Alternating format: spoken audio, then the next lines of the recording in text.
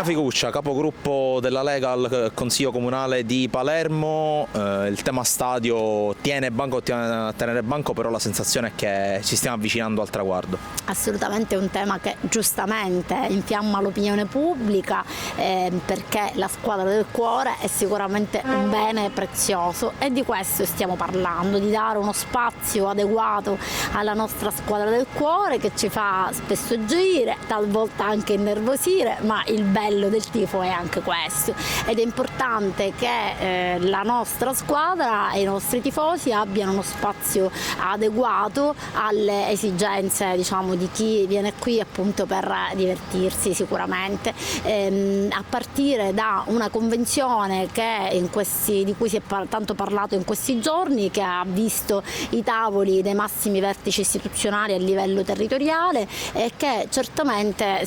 sulla quale stiamo lavorando per trovare soluzioni concrete. I temi sul tavolo sono stati tanti, è una convenzione di una lunghissima durata, stiamo parlando di 80 anni e stiamo parlando di un bene pubblico, quindi è importante che ci siano tutte le accortezze del caso, fermo restando la volontà certa di questa amministrazione di trovarle nel più breve tempo possibile.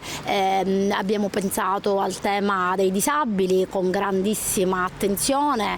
abbiamo pensato ai temi sociali che riguardano un impianto come questo, che deve naturalmente con carattere di priorità ospitare le partite del Palermo, ma che può anche ospitare eventi benefici di natura sociale e che deve farlo secondo tutti gli standard previsti alla norma. Come sappiamo, i lavori di manutenzione ordinaria non fatti per alcuni anni si sono oggi trasformati in lavori di manutenzione straordinaria e quindi per questo è importante che il Comune di Palermo e la società vadano a braccetto in questo percorso che a breve speriamo possa trovare una degna conclusione. L'iter che ormai tutti conosciamo è quello che da un passaggio in giunta si arrivi alle commissioni di competenza per poi finalmente traguardare il Consiglio Comunale, che sono certa, a partire da tutte le forze politiche di maggioranza per ciò che mi riguarda, ma ritengo certamente anche di opposizione, saranno coese nel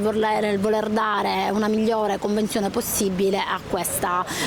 società. Appunto. Ecco, si parlava di un impianto che possa essere a portata di tifosi, ma anche a portata di cittadini 7 giorni su 7, quindi al netto della partita. In che modo questa idea è realizzabile? Sicuramente ci sono tante idee al vaglio della società e del comune, anche a partire da spazi non propriamente interni allo stadio, e mi riferisco al pallone, come tutti noi lo conosciamo, una struttura nata tanti anni fa per altri scopi, ma oggi rimasta abbandonata, seppur oggetto di tutta una serie di idee e di progettualità che fino ad oggi non si sono potute realizzare. Ecco perché il Comune ha raccolto di buon grado l'idea della società di provare a trovare insieme delle soluzioni per rendere nuovamente agibile questa struttura, nuovamente funzionante e che possa, perché no, ospitare anche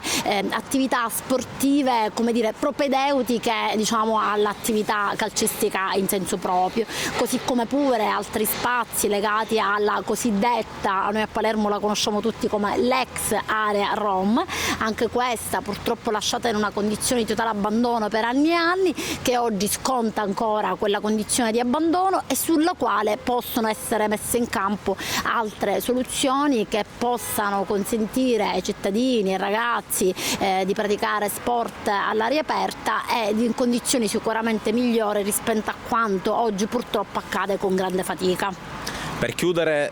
in maniera molto larga, considerando che in questi ambiti non c'è mai la certezza, non c'è mai la precisione, le prossime tappe di questa convenzione all'interno del Consiglio Comunale, sappiamo che c'è un consiglio entro 2 settimane. Beh, la tempistica, come dice bene, non è semplicissima perché occorrono dei tempi meramente tecnici per consentire all'atto, dopo essere stato esitato dalla Giunta, di passare attraverso le commissioni di merito, atto non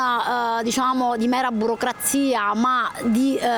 contenuti concreti e di sostanza, perché le commissioni avranno il compito di rivedere l'intera convenzione, di valutarne tutti gli aspetti, se è il caso anche di emendarlo o di proporre delle soluzioni alternative, per poi appunto arrivare in consiglio comunale ed essere appunto poi oggetto della valutazione dell'intera assise, quindi dei 40 consiglieri comunali che potranno appunto poi esprimere il loro voto in consiglio appunto.